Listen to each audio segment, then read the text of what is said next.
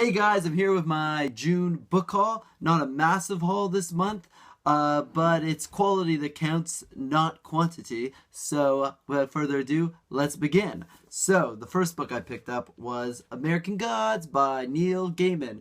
And as you can see, this isn't very new. It's actually my dad's copy of American Gods, which I borrowed from his office in Canada and brought over back here to London. And I've been pulling this book on and off of his shelf for like years now, looking at it, wondering about it. When I was a little kid, it looked like this adult book of, adultness or something. And anyway, I finally took it and I'm about halfway through it and I'm absolutely loving it.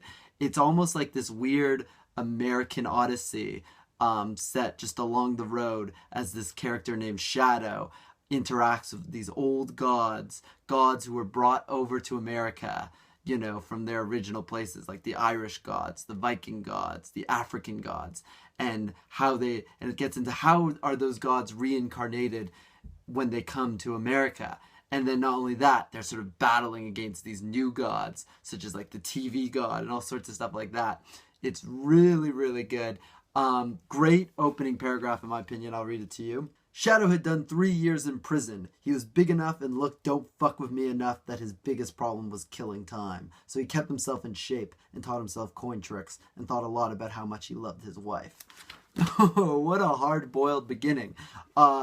Doubly impressive because Neil Gaiman is originally British. He lives in the States now, but you can sort of feel him writing with this sort of American style. It's really clipped and hard-boiled, and it's great, and throughout it, the character or the narrator will say things like heebie-jeebies, and they're always stopping off at gas stations and drinking milkshakes and stuff.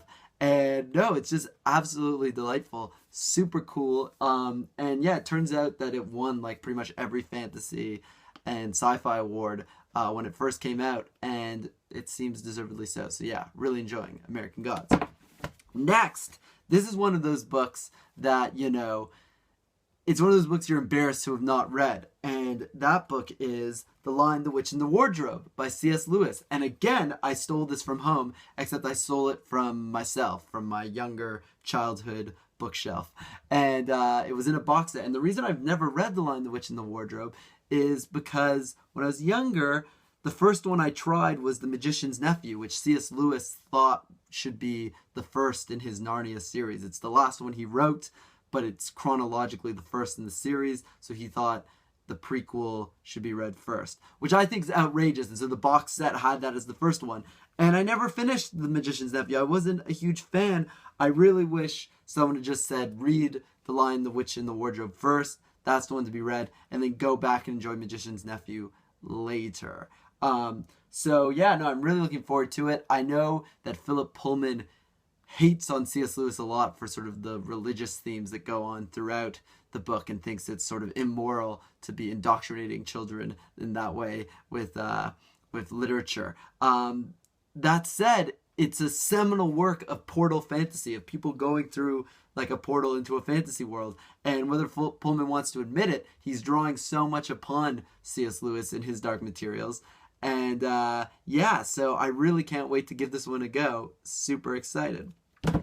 Then the next two books I picked up are actually books I picked up at work. So The Luckiest Girl Alive by Jessica Knoll is just supposed to be the next big thriller. I don't know much about it. I think it's one of those situations where, like, on the outside, the girl seems like the main character seems like the girl who has it all, but actually underneath the surface, she's crazy. I don't know. I'm really sort of, I think that might be what it's about. I'm not really sure. I'm just drawing on that from like the title and like me skimming the back. I really know more than that. So yeah, looking forward to reading that one. And then the last one I picked up was Smoke by Dan Villetta, or this was a proof copy that was sent to our work.